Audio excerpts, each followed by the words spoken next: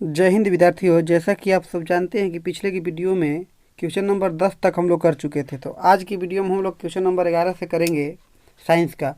पहला 11वां क्वेश्चन है, रक्तचाप मापने के उपकरण को क्या कहते हैं। रक्तचाप मापने के उपकरण को क्या कहते हैं, तो याद रखिएगा सिफोनोमैनोमीटर।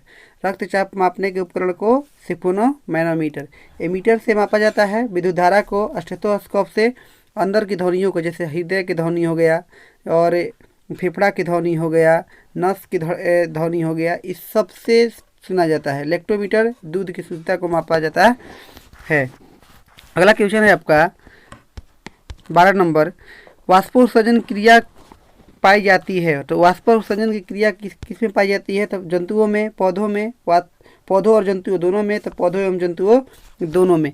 अगला प्रश्न है आपका, निम्नलिखित में किसमें खुला परिसंचरण पाया जाता है। खुला परिसंचरण तंत्र। खुला परिसंचरण तंत्र का मतलब होता है कि जिसमें खून बहने के लिए नस की जरूरत ना पड़े, तो ऐसा होता है तिलचट्टा में। किसमें? तिलचट्टा में।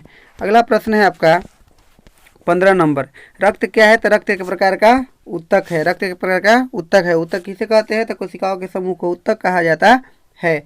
कोशिका किसको कहते हैं, तो शरीर की क्रियात्मक एवं संरचनात्मक इकाई को कोशिका कहा जाता है। पदार्थ क्या है कि आपके आसपास जो भी चीज़ें दिखाई दे रही है वो क्या है, पदार्थ है। ये सब चीज़ों को सुनते जाइए, क्योंकि इसी पर आधारित बिहार बोर्ड आपका एग्जाम लेगा और ऐसे ही प्रश्नों को देगा। जो हम एक्स्ट्रा चीज़ें बता रहे हैं उसको तो और ऐड कर लीजिए, हो सके तो कॉपी पे नोट डाउन कर लीजिए, ठीक है। आगे प्रश्न है, मूत्र का पीला रंग किस वर्णक के कारण होता है, तो आंसर हो जाएगा यूरोक्रोम। क्या हो जाएगा?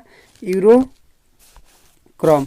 अगला प्रश्न है 16 नंबर, निम्नलिखित में कौन एक उभयलिंगी जंतु है। उभयलिंगी जंतु किसे कहते हैं, तो उभयलिंगी जंतु किसे कहते हैं, तो जिसमें नर और मादा दोनों एक ही हो। तो केंचुआ। कौन सा? केंचुआ। हाथी तो हाथी और स्त्रीलिंग पुल्लिंग होता है। गाय भी गाय के लिए सांड होता है। कुत्ता बिल्ली सब होता है, ठीक है।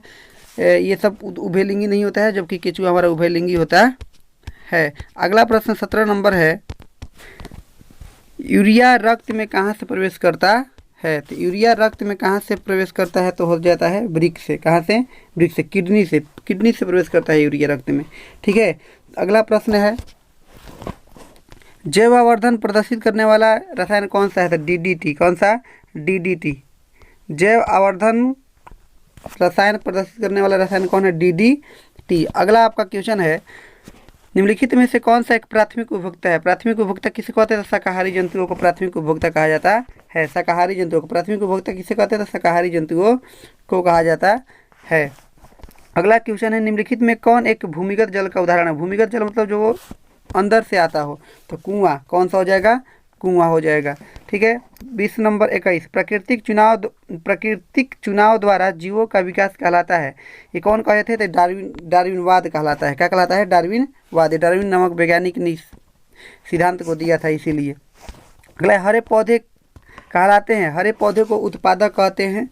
हरे पौधों को उत्पादक कहते हैं, और जो इनको कहा जाते हैं उनको उपभोक्ता कहते हैं। अपघटक छोटे छोटे जो जीव होते हैं जो मृत जीवों को खाते हैं उसको अपघटक कहते हैं, सलागड़ा देते हैं। अगला क्वेश्चन है, अंडोत्सर्ग का क्या कारण है। अंडोत्सर्ग किसके कारण उत्पन्न होता है, तो देखिए अंडोत्सर्ग क्या होता है कि अंडाशय में अंड का बनना अंडोत्सर्ग कहलाता है। तो ये बनता है एस्ट्रोजन के कारण। एस्ट्रोजन एक प्रकार का हार्मोन है जो स्त्रियों में पाया जाता है। अब आप लोग कमेंट सेक्शन में बताना है कि पुरुष का जनन हार्मोन कौन सा होता है। एलएच का मतलब होता है लैक्टोजेनिक, जो ये स्तन से दूध निकालने का काम करता है। और एफएसएच का मतलब होता है फ्लोमिकल उत्तेजक, मतलब जब ये अंडोत्सर्ग निकलता है तो उस समय उत्तेजित करता है, ठीक है, योनियों को उत्तेजित करता है। अगला क्वेश्चन है 24, लैंगरहैंस की दीपिकाएँ कहाँ पाई जाती है। तो देखिए लैंगरहैंस की दीपिकाएँ कहाँ पाई जाती है, तो अग्नाशय में पाई जाती है। कहाँ पे? अग्नाशय में पाई जाती है, ठीक है। अमाशय में कल हम बतलाए थे कि अमाशय में क्या पाया जाता है, कौन सा अम्ल पाया जाता है, आपको बतलाना है, ठीक है। अगला क्वेश्चन है, थायरॉक्सिन हार्मोन के संश्लेषण में निम्नलिखित में से किसका होना अनिवार्य है। तो निम्नलिखित में ये आयोडीन का होना अनिवार्य है। आयोडीन रहेगा तब थायरॉक्सिन में संश्लेषण का होगा, ठीक है। अगला क्वेश्चन है, निसल कणिकाएँ पाई जाती है, तो ये न्यूरॉन्स में पाई जाती है। कहाँ पर? न्यूरॉन्स में पाई जाती है, न्यूरॉन्स में। निश्चल कणिकाएं कहाँ पाई जाती है? तो न्यूरॉन्स में पाई जाती है। अगला क्वेश्चन है 27, मानव मस्तिष्क का वजन कितना होता था? मानव मस्तिष्क का वजन 1.2 से 1.4 kg होता है। 1.2 से 1.4 kg होता है। निकट दृष्टि दोष अथवा दूर दृष्टि दोष के निवारण हेतु प्रयुक्त लेंस द्वारा बना प्रतिबिंब कैसा होता है? तो इसके द्वारा बना प्रतिबिंब वास्तविक और उल्टा होता है, और जब हमारे नेत्र पर पड़ता है तो हमारा रेटिना क्या करता है? उसको सीधा कर देता है। तो आप याद रखिएगा, वास्तविक और उल्टा बनता है। 28 हो गया। 29, साइड मिरर के रूप में निम्नलिखित में से कौन सा प्रयुक्त होता है? साइड मिरर के रूप में उत्तल दर्पण का उपयोग किया जाता है। साइड दर्पण के रूप में उत्तल दर्पण, साइड मिरर के रूप में उत्तल दर्पण का उपयोग किया जाता है। अगला क्वेश्चन है आपका,